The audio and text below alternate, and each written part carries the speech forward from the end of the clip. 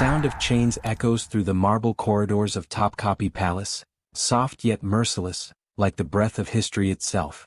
Torches flicker along white stone walls as a procession of veiled women move in silence. Wives of slain warriors, their kingdoms swallowed by the empire whose gates now rise before them. The scent of incense can't hide the iron in the air. Their silks, once royal banners, are stained with dust and grief. A guard signals and the gates close with a deep metallic groan, the sound of freedom dying. Beyond the doors lies a world of gardens too perfect to be real, fountains singing softly, and cages hidden behind curtains of velvet. Here beauty replaces mercy. The women remove their veils. Some weep, others stare, empty, unbroken, or burning inside. They are queens without crowns, widows without graves, their names about to be rewritten by an empire that does not speak in their tongue. Among them stands one woman, young, her face smudged with ash and resolve. Her husband's blood still stains her wrist, her breath trembles not with fear, but with memory. She looks back once, at the walls that seem to breathe around her, and whispers something in her own language, a vow that no one hears, a promise that will echo through generations. When the sword stopped swinging, the narrator's voice begins, calm but heavy with irony, the true conquest began. The empire has mastered the art of turning defeat into design, pain into policy, women into whispers of power. For every fallen man on the battlefield, a woman is brought here, not killed but contained, refined, and absorbed. Inside the palace, the sound of the chains fades into the rhythm of footsteps, the rustle of silks, the quiet of survival.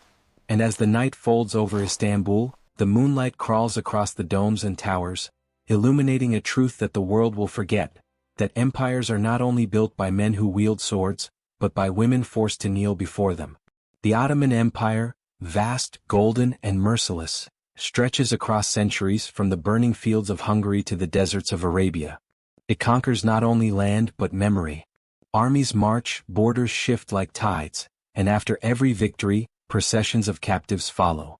Among them, noblewomen from Persia, widows from Serbia, daughters of Byzantine bloodlines, each carried away from the ashes of their homes to serve in a palace that glitters above the Bosphorus like a crown set upon conquest. The sultans call it mercy, sparing the wives and daughters of the defeated. History calls it something else. In gilded halls where jasmine and fear mingle, these women are stripped not of clothing but of self. Their names are replaced with titles, Hatun, Kadın, Hasiki. Their languages are erased, their gods renamed. They are taught to smile when spoken to move with grace, to sleep when summoned. But within that submission lies a paradox, because in a world ruled by men, the only path to survival is to become indispensable to power. Some do. Among the veils and silks rise women who learn the empire's language, who wield beauty like a weapon, and who bear the sons that will one day rule. The harem, the most misunderstood institution in Ottoman history, is not a place of pleasure but of politics.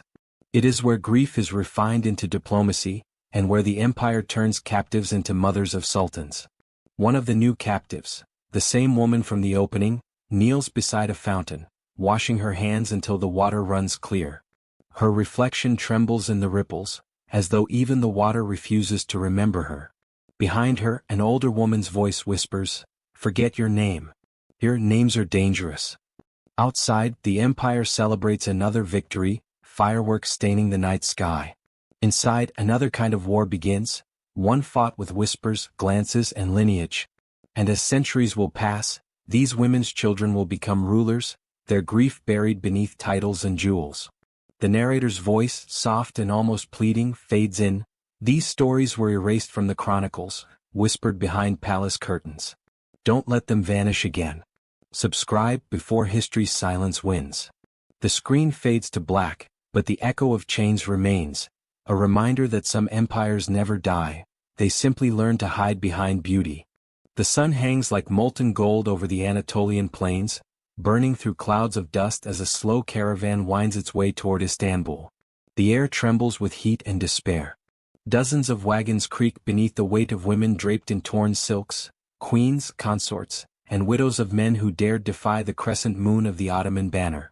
Their jewels, once symbols of power, now lie melted into coins stamped with the Sultan's name.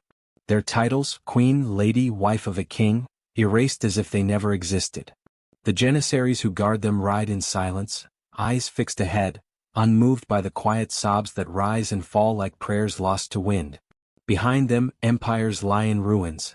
Ahead, the heart of another one beats stronger than ever, cold, disciplined, eternal. Night falls. Fires flicker along the desert trail. A woman stares into the flames, her mind drifting to the laughter of her children, the warmth of a husband who will never return. Another prays beneath her breath, not to be freed, but to remember who she was before her name became property. When morning comes, the mountains fade into the sea, and the domes of Istanbul shimmer in the distance, rising like a mirage of marble and smoke. The city welcomes them with indifference. At the Imperial Harem, silence greets them more loudly than drums. Gates open, and they step inside a palace that smells of roses and gold, the scent of deception disguised as beauty. For the first time, they see the world that will define the rest of their lives. The harem is a labyrinth of polished floors, mosaic walls, and eyes that always watch. Here, every gesture is measured, every breath recorded. The women are bathed, perfumed, and dressed not as captives, but as courtiers of submission. Their bodies become language, their silence becomes obedience. They were not brought here as lovers, but as lessons. To be molded. To be displayed. To remind the world that the Sultan's mercy was more powerful than his sword. Weeks turn to months. The empire begins its slow alchemy, turning grief into refinement. Tutors arrive, teaching Turkish, Arabic, poetry, and etiquette. Converts whisper verses of faith to trembling lips. Servants teach posture, speech, and stillness. In time, the women begin to change. The fire in their eyes dims, replaced by the glint of calculation. Some resist, their defiance punished, their spirits quietly extinguished. Others adapt, learning the rhythm of this new world, understanding that beauty here is a weapon sharper than any blade. One woman, once a noble from Serbia, learns the court's tongue faster than the rest. Her voice softens, her gaze becomes measured. When she is summoned before the Sultan, she bows with the grace of one who understands the game. In a few short years she rises, from captive to consort, from widow to sultana. Another, the widow of a Persian prince, bears a son whose eyes mirror the empire's ambition. Whispers spread, her child may one day inherit the throne. The empire has not just conquered nations, it has conquered bloodlines. Inside the palace walls, alliances form like invisible threads. Some women plot, others survive. Each smile hides a memory, each tear a bargain. The palace becomes a theater of quiet wars, not fought with swords but with glances, lullabies, and airs. Was this cruelty, or strategy? Slavery, or survival? Outside the empire expands. Cities burn, borders stretch, yet within the palace, the true battle continues, silent and elegant. The women who were meant to be forgotten now carry the empire's future in their wombs. And in that cruel twist, power changes hands. And when these women began to wield influence from within the palace walls, who truly conquered whom? The camera glides through the candlelit corridors, over jeweled mirrors, silken cushions, and eyes watching from behind veils. Somewhere, the Serbian sultana gazes out toward the Bosphorus. The city lights shimmer on the water like scattered tears. She whispers a name long forbidden, one that only the night remembers. Behind her, footsteps approach. Another attendant, another lesson, another test. The music swells, a blend of sorrow and majesty. The narrator's final words of the act echo like a prophecy. Empires win their battles with swords. But they keep them, with women who have forgotten their names. The journey begins not with victory songs, but with the whisper of despair carried through desert winds. Across barren plains and snow-capped passes, caravans of women move beneath the banners of the Ottoman crescent. Queens without kingdoms, noblewomen turned prisoners. Janissaries flank them, armored and silent, their spears glinting in the sun as the captives trudge toward Istanbul. Among them are the wives of warriors who once stood proud beside kings. Now they walk barefoot beside slaves. Their jewels have been stripped, their silks replaced with coarse linen, their names swallowed by dust. From the highlands of Serbia to the deserts of Persia, they have crossed the bones of their fallen, their husbands buried in soil now claimed by the same empire that owns their bodies. By the time the spires of Topkapi Palace pierce the skyline, they are no longer women of noble blood, they are vessels of submission, each step echoing the empire's cruel genius. to conquer not just lands but legacies. When the palace gates close behind them, the world changes. Within the golden domes lies the Imperial Harem, a labyrinth of marble halls, perfumed air and quiet despair. It is no paradise. It is a cage of velvet and pearls. The women are renamed, re-educated, and remade. Languages forbidden. Faiths replaced. A Christian duchess becomes Aisha. A Persian widow becomes Mahidevran. Their pasts are washed away in ritual baths, their identities dissolved in incense and silence. Here beauty becomes a weapon, and grief, a lesson. The empire calls it mercy. History calls it metamorphosis. Some break under the weight of it, others bend and survive. A few learn the Ottoman tongue, the delicate art of etiquette, and the subtler craft of power. Through them the empire governs what it has conquered. A captured noblewoman becomes a sultana. A widow from a distant province bears a child who might one day sit upon the throne. Captivity turns into politics. Motherhood becomes a weapon sharper than any blade. But as they smile through tears, one question haunts every whisper beneath the lattice walls. Was this cruelty, or strategy? Slavery, or survival? And when these women began to rule from within the palace walls, who truly conquered whom? Yet the truth beneath the silks was darker than any chronicle dared record. The harem was not a place of pleasure but a system of control. Every touch, every prayer, every child born within its perfumed halls served the empire's design. Sons of captive mothers could inherit the throne, but they could also die by the sultan's own order, strangled with a silken bowstring when politics demanded it. The same women once called spoils of war became instruments of assimilation, their bloodlines grafted onto the Ottoman dynasty until their origins vanished. If they resisted, they were sold, exiled, or simply erased from memory. Yet within that gilded cage, tragedy and ambition intertwined. One woman, the wife of a fallen enemy, rose to become the sultan's favorite. To the world she was powerful, to herself she was haunted. Each night she dreamed of her husband's final cry on the battlefield, his killer's face now the same man who whispered her name in love. When her son was born, the court celebrated, the empire rejoiced. But as she rocked him to sleep, she knew he carried both vengeance and victory in his blood. He would inherit his father's killer's crown. The harem's walls shimmered with mother of pearl, yet beneath them lay echoes of longing, rebellion, and remembrance. Women wrote secret letters in embroidery, sang forbidden songs, and whispered prayers in forgotten tongues. Their beauty deceived, their grief endured. They were prisoners who became queens, mothers who birthed empires, widows who turned captivity into power. In the end, the Ottoman Empire conquered with armies, but ruled through these women. Theirs was a sovereignty born of sorrow, a dynasty carved from silence.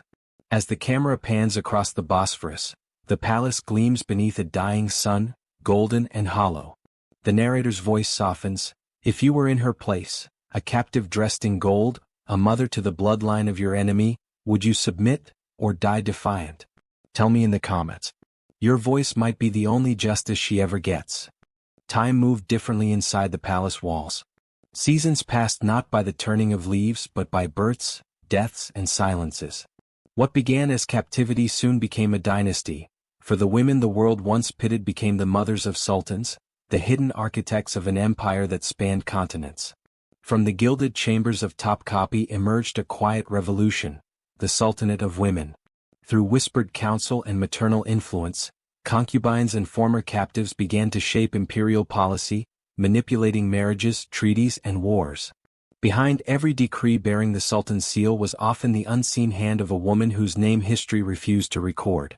The irony was cruel. The empire that had conquered their bodies now depended on their minds. A Serbian concubine became harem sultan, whose wit reshaped diplomacy. A Venetian slave became Nurbanu, mother to a sultan and mistress of statecraft. The harem that once imprisoned now whispered commands that reached as far as Persia and the Mediterranean. Yet every act of power carried the echo of loss. For each woman who rose to influence, another faded into silence, her story devoured by the same empire she sustained. The corridors of the palace became a theater of contradictions.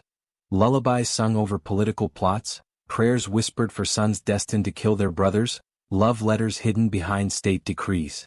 Their beauty no longer belonged to men, it belonged to history's machinery, feeding an empire built on sorrow and strategy alike. But power came at a cost no empire could tally. These women lived among gold and jewels, yet grieved in silence. Their children were separated from them at birth, raised by eunuchs, molded into princes who might one day be ordered to strangle their own kin. Every victory they achieved carried the ghost of a child lost, a name erased, a homeland forgotten. The empire's glory, its marble palaces, its crescents shining over 3 continents, was carved upon the ribs of women who learned to smile through heartbreak. Empires rise through blood, but they endure through silence, and it was these women who carried that silence. They were both victims and architects of it, weaving power and pain into the same tapestry. When the world looked upon Istanbul's skyline, it saw magnificence. When these women looked at it, they saw graves disguised as domes.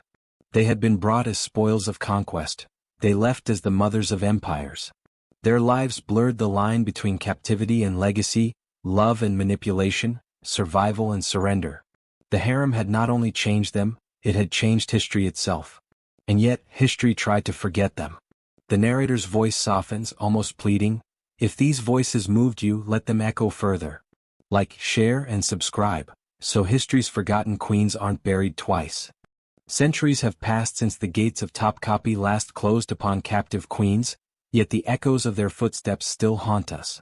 The story of the Ottoman women is not just one of marble halls and silk prisons. It's a mirror. The methods have changed, but the machinery remains. Where once janissaries guarded the gates, now systems guard opportunity.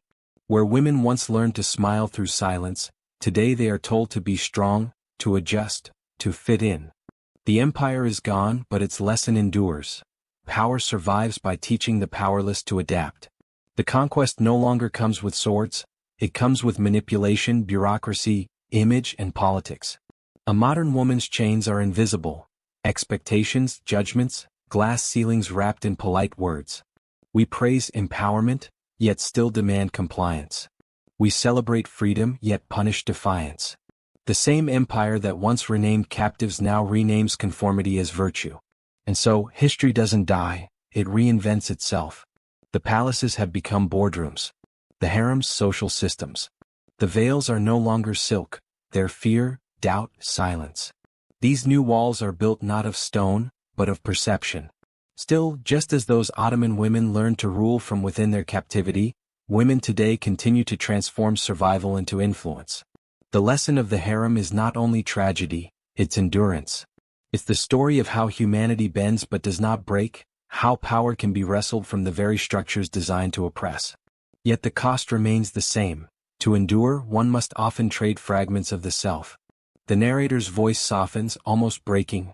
Maybe power is never truly conquered, only borrowed from those too broken to resist. The camera drifts through empty palace corridors, the marble floors gleaming under slanted sunlight. Veils flutter across abandoned courtyards where laughter once lived. The empire sleeps, but the silence hums on. The silence of every woman who adapted when the world demanded obedience, of every soul who wore beauty like armor and pain like a crown. The music fades to a single, haunting note, lingering, unresolved. The narrator whispers one last time, "If we forget them, we forget ourselves." The palace grows silent.